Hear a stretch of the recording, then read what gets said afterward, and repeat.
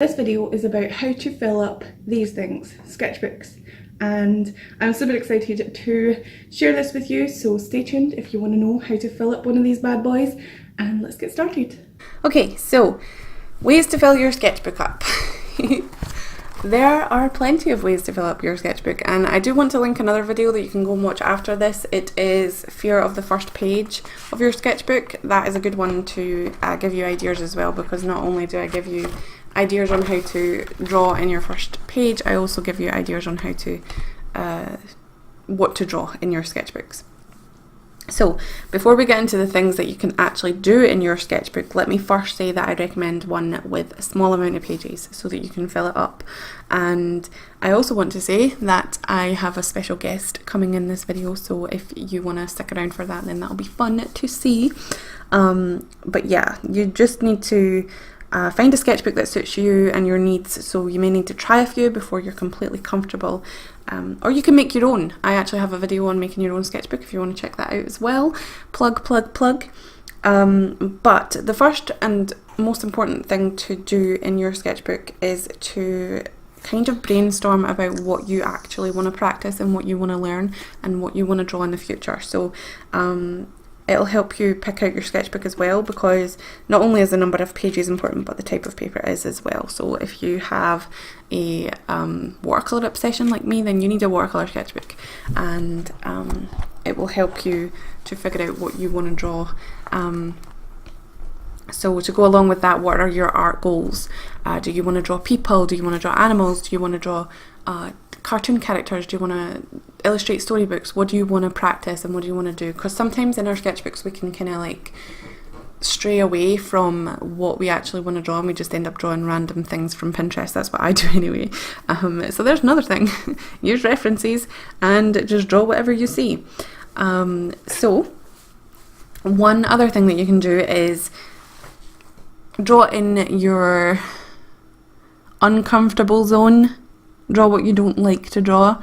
I used to hate drawing hands, and a lot of artists complain about how hard hands are. They're actually not hard if you practice them a lot. I was really into drawing hands and I could draw them very well for a while there, but I stopped practicing them, and then I ended up not being able to draw them again. So you need to practice things even if you've practiced them before.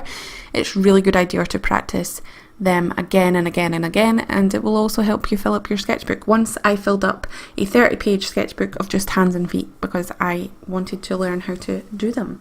And on the other hand, draw things that you're comfortable with, things that you know that you love to draw and you always go back to. Obviously this could be anything. For me it's faces. I love to draw faces and animals and people and things like that. So find the thing that you like to draw and draw it, and that will fill up your sketchbook really fast. Experiment with colour.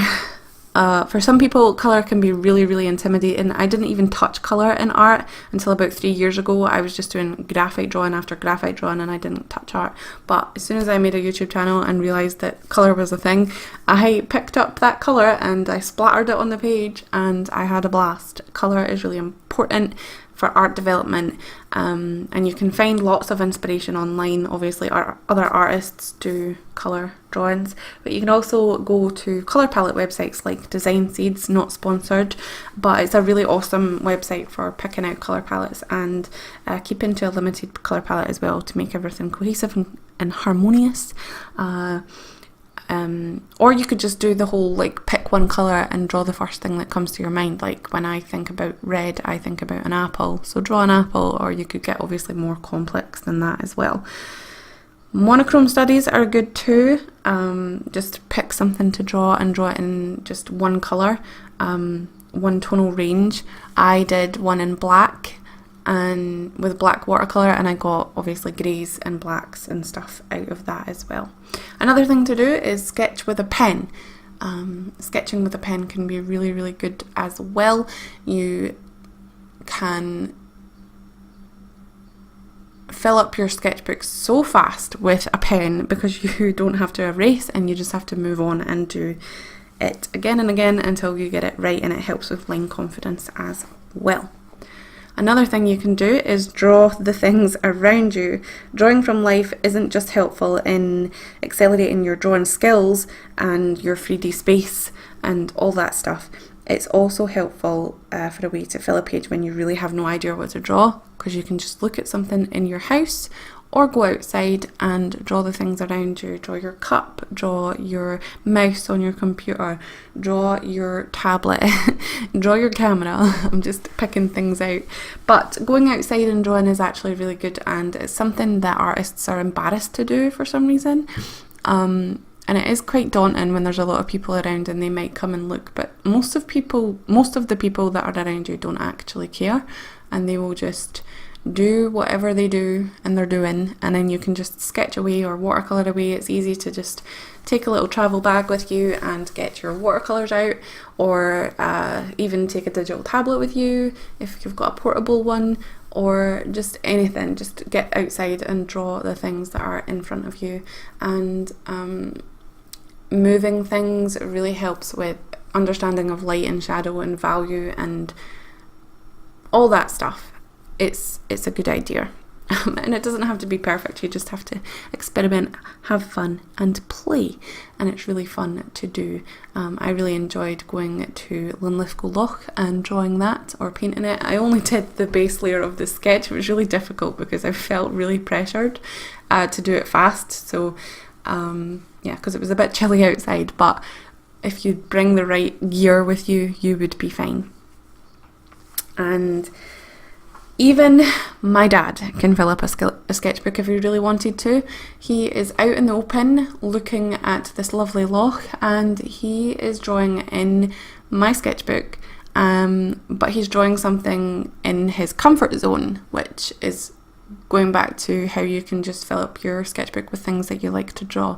He always draws this little funny face, and even though he is in nature, he's outside, he's getting fresh air, he's getting some sun, but he's also drawing something that he knows he can draw and that he likes to draw, so that's a good thing. He doesn't even like drawing that much, but he could fill a sketchbook if he wanted to. In fact, my son is very good at filling up sketchbooks. He just draws whatever comes to his mind, a caterpillar sitting on a leaf, or a baby pooping, or things like that. You don't have to draw amazing masterpieces in your sketchbook. Remember that your sketchbook is for experimental play and it's fun to do. Another thing you can do in your sketchbook that really helps in the long run is swatches. They might be tedious and you might not like doing them, and you might think it's a waste of paper, but it's actually not, because if you swatch out your supplies, then you know how they work on that particular paper, because some supplies don't work well on different types of paper, and they work well on others. So swatching your supplies is a good idea, and they actually look nice anyway. Like, all that colour on one page looks good to me, so that's a good thing to do. Then you can also do some taping of stuff in your sketchbook. I never do this. I don't know whether it's because I don't have anything to stick in, or I'm too lazy to do that, but if you go to a concert and you don't want to lose the ticket, but you don't want to have it in like a memory box or something, you can stick it in your sketchbook and date it, so that obviously the date would be on the ticket, but it's just like a visual diary, a journal. You don't have to just do art in your sketchbook. You can tape stuff in, you can do paper collage, you can write in your journal if you want, or your sketchbook. You can write ideas down with pen. If you are really feeling like you don't want to draw, you can write down stuff, and that would be a good thing to do.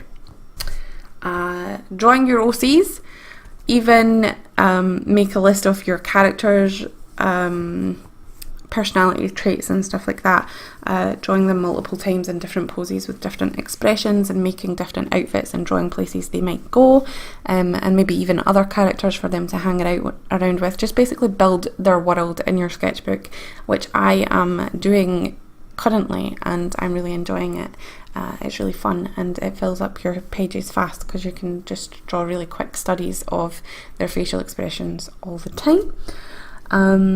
And another thing that you can do is do a challenge to get into the habit of drawing. There's hundreds of challenges out there. I'm going to be doing Sketchbook Summer, then there's Inktober, Sketchmas, Mermay, There's loads of different challenges that you can do to help you get into the habit of drawing every day, and drawing every day is the most fun thing ever, especially if you do it in the morning. You've done it, that's it, you don't have to worry about it. And it's really good to fill up sketchbooks as well, because usually challenges are 30 days long. Take it everywhere with you, which I should have said at the beginning. If you have a free minute anywhere, then just take it with you. So I hope these tips helped. Please comment below if you have any other tips that you might want to share with people so that you can help them out to fill their sketchbooks. Thank you so much for watching. Please remember to comment, like and subscribe, and also hit that notification bell if you want to get notified of all the videos that I post.